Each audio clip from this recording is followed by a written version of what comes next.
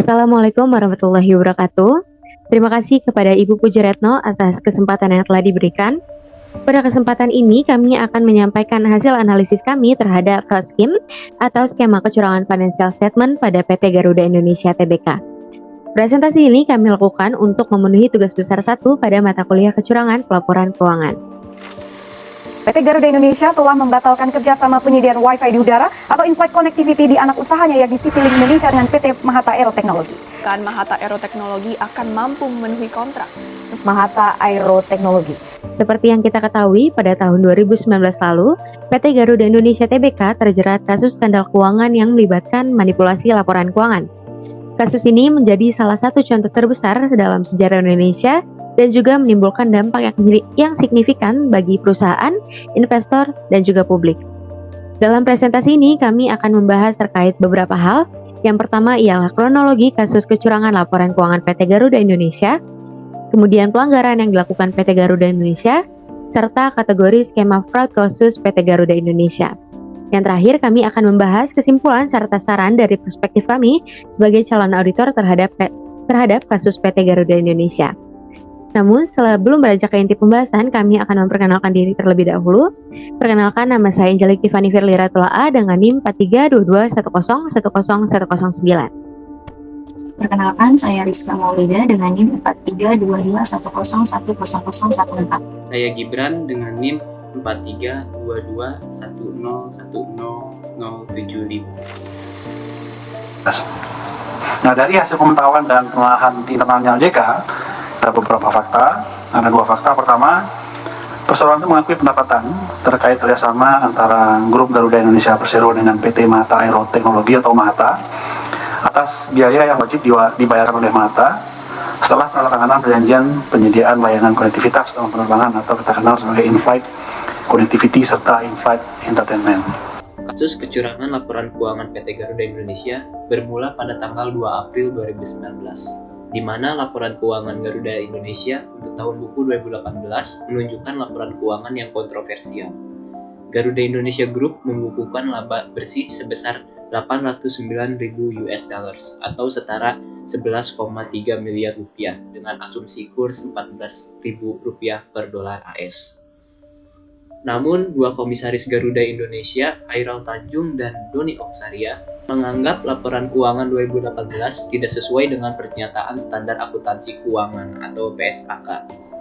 Hal tersebut terjadi karena Garuda Indonesia memasukkan keuntungan dari PT Mahata Aero Technology yang memiliki utang kepada maskapai berplat merah tersebut, yaitu PT Garuda Indonesia.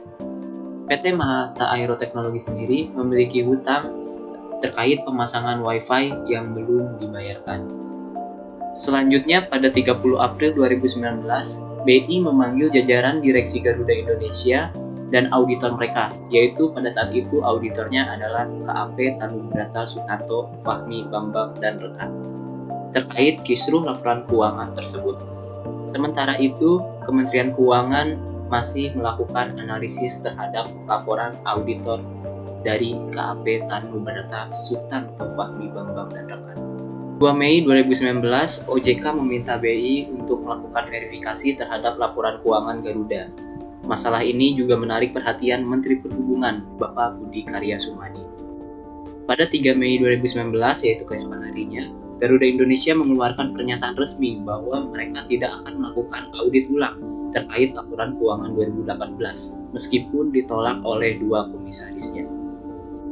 Pada 8 Mei 2019 terungkap bahwa Mahata Aero Technology, sebuah perusahaan yang berhubungan dengan Garuda Indonesia dalam kasus ini, diungkapkan memiliki utang besar kepada Garuda yang dicatatkan sebagai pendapatan dalam laporan keuangan 2018. Pada tanggal 21 Mei 2019, Dewan Perwakilan Rakyat memanggil manajemen Garuda Indonesia untuk memberikan klarifikasi terkait kisruh laporan keuangan.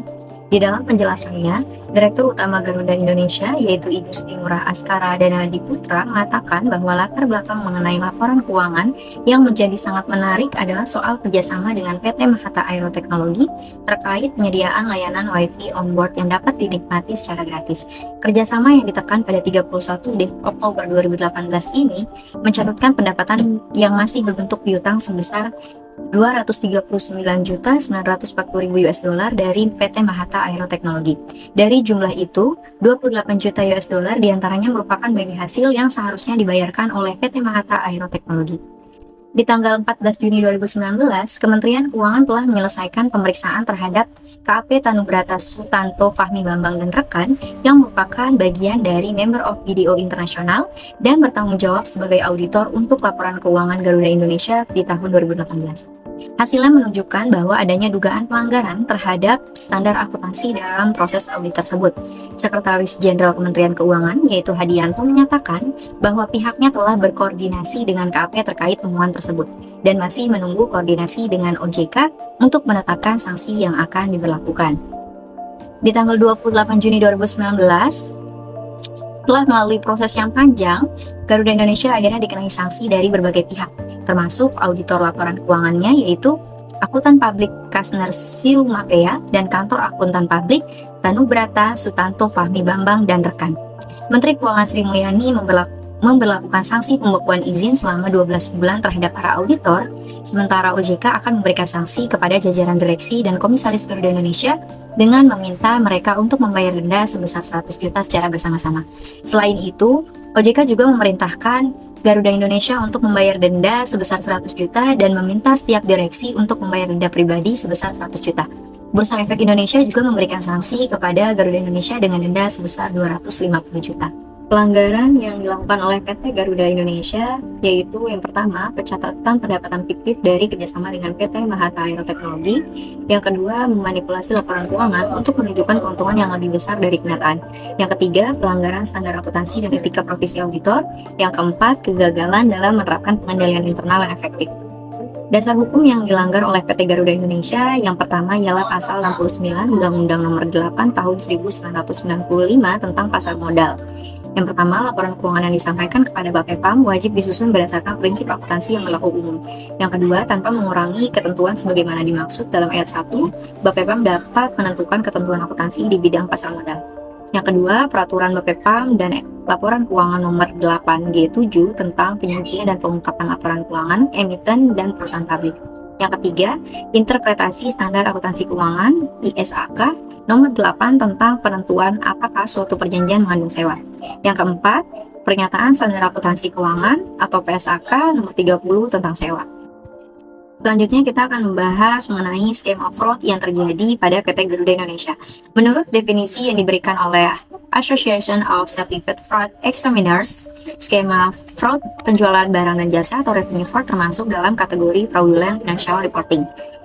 FNR didefinisikan sebagai any intentional act or omission that result in the manipulation of accounting record or financial reporting in order to device user of financial statement. Bahwa setiap tindakan atau kelalaian yang disengaja yang mengakibatkan manipulasi catatan akuntansi atau pelaporan keuangan untuk menipu pengguna laporan keuangan. Dalam kasus PT Garuda Indonesia ini, kami menemukan bahwa perusahaan terlibat dalam fraudulent financial reporting, dikarenakan manipulasi laporan keuangan dilakukan dengan tujuan untuk menipu pengguna laporan keuangan seperti para investor dan kreditor.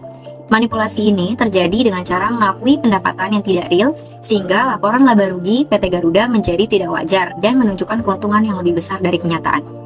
Manipulasi ini tidak hanya melanggar standar akuntansi dan etika profesi seorang auditor, tetapi juga merusak kepercayaan investor dan kreditor terhadap keberlangsungan keuangan perusahaan. Implikasinya sangat serius tidak hanya bagi reputasi Garuda Indonesia, tetapi juga bagi kepercayaan pasar terhadap integritas laporan keuangan perusahaan publik. Terdapat beberapa alasan kenapa kecurangan yang dilakukan oleh PT Garuda Indonesia diklasifikasikan ke dalam skema fraud penjualan barang dan jasa. Yang pertama ialah karena adanya pengakuan pendapatan fiktif. Akar dari kecurangan ini adalah pengakuan pendapatan fiktif oleh Garuda Indonesia dari kerjasamanya dengan PT Mahata Aero Teknologi, di mana Garuda Indonesia mengakui pendapatan senilai 13,8 triliun dari Mahata Aero Teknologi meskipun pembayaran atas kerjasama tersebut belum direalisasikan. Pencatatan pendapatan fiktif ini berakibat pada manipulasi laporan keuangan Garuda Indonesia. Laporan laba rugi Garuda Indonesia dimanipulasi dengan cara mencatat pendapatan fiktif sehingga menunjukkan keuntungan yang lebih besar daripada kenyataannya. Manipulasi ini dilakukan untuk menipu pengguna laporan keuangan seperti investor dan kreditor, agar mereka percaya bahwa Garuda Indonesia adalah perusahaan yang menguntungkan.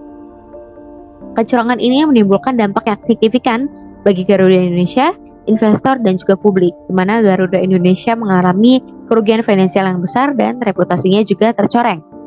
Dan juga investor mengalami kerugian karena nilai saham Garuda Indonesia yang turun drastis. Selanjutnya kita akan membahas terkait kesimpulan yang telah ditarik dari kasus PT Garuda Indonesia. Kasus kecurangan laporan keuangan yang dialami oleh PT Garuda Indonesia Tbk merupakan peristiwa yang menunjukkan pentingnya integritas dan transparansi dalam pelaporan keuangan sebuah perusahaan. Kasus ini bermula dari dugaan pelanggaran dalam catatan pendapatan dari PT Mahata Aeroteknologi dalam laporan keuangan tahun buku 2018. Hal ini menimbulkan polemik dan keraguan terhadap keabsahan laporan keuangan yang disajikan. Berbagai pihak seperti Bursa Efek Indonesia, Otoritas Jasa Keuangan, dan Kementerian Keuangan turut melakukan investigasi dan pemeriksaan terhadap laporan keuangan serta auditor yang terlibat. Hasil pemeriksaan dan investigasi yang dilakukan oleh pihak berwenang menunjukkan adanya dugaan pelanggaran terhadap standar akuntansi dan integritas dalam pelaporan keuangan. Akibatnya, PT Garuda Indonesia Tbk dan para pihak yang terlibat, seperti auditor yang mengaudit laporan keuangannya, dikenakan sanksi yang cukup berat. Sanksi tersebut meliputi pembekuan izin bagi para auditor, denda yang harus dibayarkan oleh jajaran direksi dan komisaris Garuda Indonesia, serta denda yang harus dibayarkan oleh perusahaan itu sendiri. Kasus ini memberikan pelajaran penting bagi dunia bisnis dan keuangan bahwa kecurangan dalam pelaporan keuangan dapat memiliki dampak yang sangat serius bagi perusahaan dan seluruh ekosistem pasar keuangan. Oleh karena itu, integritas, transparansi, dan kepatuhan terhadap standar akuntansi yang berlaku harus dijunjung tinggi oleh semua pihak yang terkait. Langkah-langkah pencegahan dan pengendalian internal yang kuat juga harus diterapkan untuk mencegah kasus serupa terjadi di masa depan. Dan pada kasus PT Garuda Indonesia di tahun 2019 menjadi contoh nyata pelanggaran etika profesi audit yang berakibat fatal bagi perusahaan dan publik. Kegagalan auditor dalam mendeteksi kecurangan laporan keuangan Garuda Indonesia menunjukkan bahwa adanya kelemahan dalam sistem audit internal dan profesi auditor secara keseluruhan. Saran yang dapat kami berikan melalui perspektif kami sebagai calon auditor ialah 1. Peningkatan pengawasan dan pemeriksaan internal. Kami menyarankan perusahaan untuk meningkatkan pengawasan dan pemeriksaan internal terhadap proses pelaporan keuangan. Hal ini termasuk penerapan prosedur kontrol yang ketat dan pemisahan tugas yang jelas untuk mengurangi resiko kecurangan. Yang kedua ialah meningkatkan kualitas audit internal seperti membangun tim audit internal yang kompeten dan independen dengan anggota yang memiliki keahlian dan pengalaman yang memadai dalam audit keuangan dan deteksi kecurangan. Kemudian menerapkan program pengendalian mutu yang efektif dan juga memperkuat komunikasi dan koordinasi antara auditor internal dengan manajemen perusahaan dan dewan komisaris. Selanjutnya menerapkan kode etik dan kebijakan anti kecurangan. Perusahaan sebaiknya memiliki kode etik yang jelas dan kebijakan anti kecurangan yang diterapkan secara konsisten, di mana kami merekomendasikan perusahaan untuk memperkuat kebijakan tersebut dan memastikan bahwa semua karyawan memahami dan mematuhi standar audit yang ditetapkan. Kemudian meningkatkan transparansi dan akuntabilitas, seperti meningkatkan transparansi informasi keuangan perusahaan kepada publik dan pemangku kepentingan lainnya, memperkuat mekanisme pelaporan whistleblower untuk memudahkan karyawan dalam melaporkan kecurangan yang mereka temukan, dan juga meningkatkan akuntabilitas manajemen perusahaan terhadap kinerja keuangan dan tata kelola perusahaan yang baik.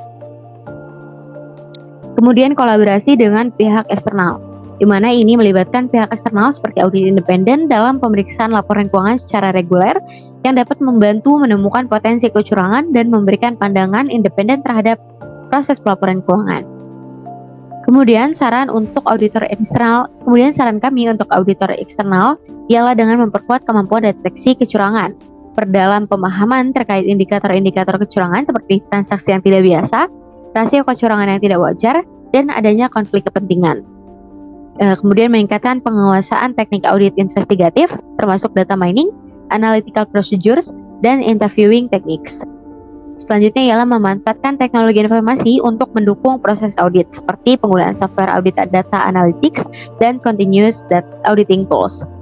Yang terakhir ialah pelatihan dan pendidikan, di mana memberikan pelatihan kepada karyawan, terutama yang terlibat dalam proses keuangan mengenai etika bisnis, integritas, dan kepatuhan terhadap standar akuntansi.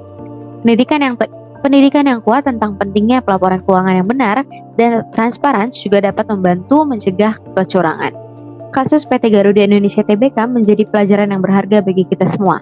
Kita perlu terus belajar dan meningkatkan upaya untuk mencegah terjadinya kecurangan di masa depan. Oleh karena itu, dengan menerapkan tata kelola perusahaan yang baik, pengendalian internal yang efektif, dan audit yang berkualitas, kita dapat membangun kepercayaan publik terhadap perusahaan dan juga pasar modal.